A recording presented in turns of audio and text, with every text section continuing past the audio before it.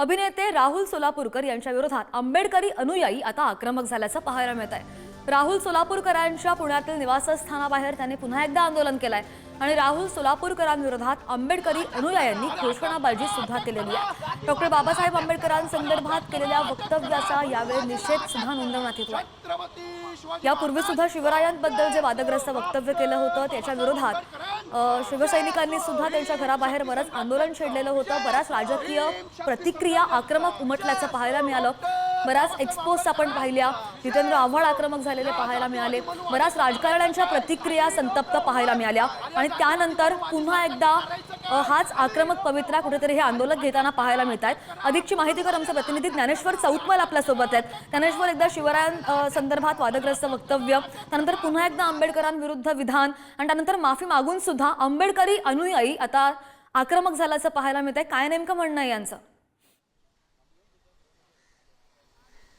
बरोबर आहे, राहुल सोलापूरकर यांच्या घराबाहेर जी घोषणाबाजी सुरू आहे, जे आंबेडकर अनुयायी आलेले आहेत त्यांच्यासोबतच आपण थेट बोलूयात। सुरुवातीला तुमचं नाव सांगा आणि काय तुमची नेमकी भूमिका आहे, कशासाठी तुम्ही या ठिकाणी आलात, घराबाहेर आंदोलन करताय त्याबद्दल। सर्वात प्रथम सर्व महापुरुषांना विनम्र अभिवादन। राहुल सोलापूरकर हा साला बदमाशी, मनुवादी, जातीवादी सोडलेला मनूचा कुत्रा विश्वरत्न परमपूज्य भारतरत्न डॉक्टर बाबासाहेब आंबेडकर यांच्याबाबत, छत्रपती शिवाजी महाराज या महापुरुषांच्या बाबत बेताल वक्तव्य केल्याबद्दल आज भीमशक्ती सामाजिक संघटनेच्या वतीने व पुणे शहराच्या वतीने व भीमशक्ती पश्चिम महाराष्ट्राच्या वतीने आज या राहुल कुत्र्याच्या वरती जोपर्यंत गुन्हा दाखल होत, मागणी तुमची संविधानिक भाषेत सांगा काय मागणी। संविधानिक भाषेमध्ये साहेब बोलण्याचं म्हणजे तात्पर्य बाबासाहेबांनी घटना लिहिलेली, आम्ही घटनेशी संविधानिक धरून चालणारी माणसं आहोत। डॉक्टर बाबासाहेबांच्या कुठल्याही घटनेला काल कलंक लावता कामा नये याच्या अनुषंगाने आज आम्ही रस्त्यावर उतरून या मनुवाद्याचा जोपर्यंत याच्यावरती शासकीय गुन्हा नोंद होत नाही व डॉक्टर बाबासाहेब आंबेडकर, छत्रपती शिवाजी महाराज या महापुरुषांच्या प्रतिमेस जाऊन जोपर्यंत हा भडवा नतमस्तक होत नाही तोपर्यंत मी स्वतः भीमशक्ती संघटनेच्या वतीने विजय हिंगे माघार घेणार नाही असं नमूद करतो। याचा काय काय म्हणणं आहे तुमचं? तुम्ही पण आंदोलनात सहभागी होताय, काय भूमिका? गुन्हा दाखल झालाच पाहिजे। उद्या कोणी उठून काही बोलेल, या माणसावर गुन्हा दाखल झालाच पाहिजे। आपण बघतोय गुन्हा दाखल व्हावा। ज्ञानेश्वर, त्यांनी ना सोलापूर आंदोलकांकडून सुद्धा मागितलेली, त्यांनी एक व्हिडिओ सुद्धा विचारा।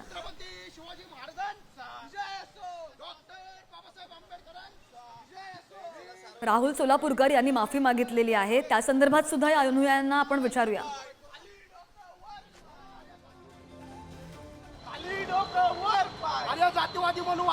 तर आपण पाहतो राहुल सोलापूरकर यांच्या घराबाहेरचं हे आंदोलन, हे दुसऱ्यांदा त्यांच्या घराबाहेर आंदोलन होत आहे आणि त्यापूर्वी काही दिवसांपूर्वी त्यांच्या घरासमोर पोलिसांचा बंदोबस्त सुद्धा तैनात करण्यात आलेला होता, मोठा फौज फाटा तैनात होता।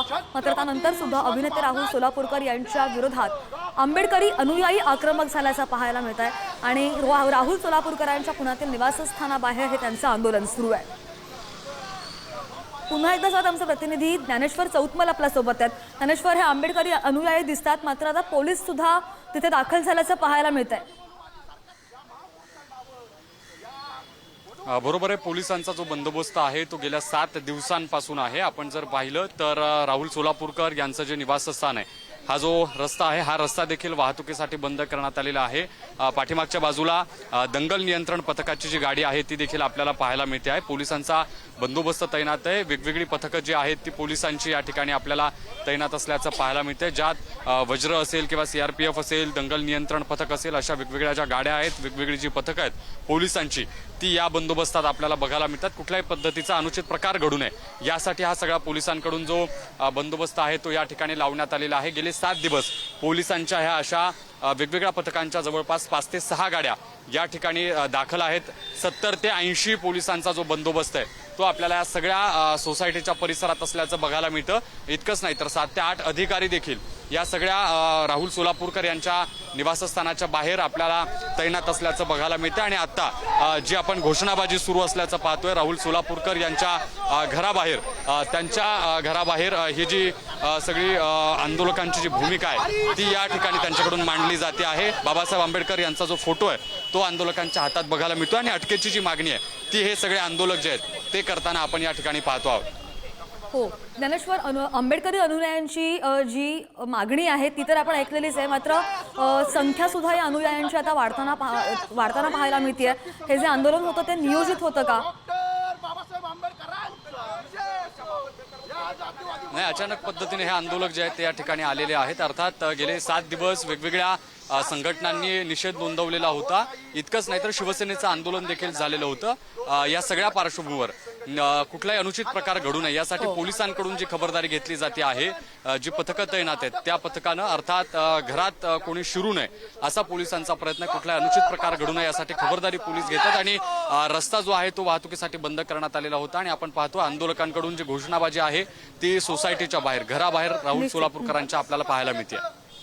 नाही बरोबर आहे, अनुयायी फारच आक्रमक झाल्याचं पाहायला मिळतंय. ज्ञानेश्वर, ताजी माहिती घेत राहू, ताजे अपडेट घेत राहू. धन्यवाद दिलेल्या सगळ्या सविस्तर माहितीसाठी.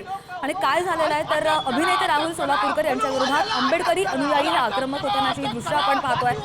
राहुल सोलापूरकर यांच्या पुण्यातील निवासस्थानाबाहेर त्यांचं हे आंदोलन सुरू आहे आणि राहुल सोलापूरकर यांच्या विरोधात आंबेडकरी अनुयायांनी घोषणाबाजी सुद्धा केल्याचं आपण नुकतंच पाहिलंय. डॉक्टर बाबासाहेब आंबेडकर यांच्या संदर्भात केलेल्या वक्तव्याचा ते निषेध नोंदवत आहेत.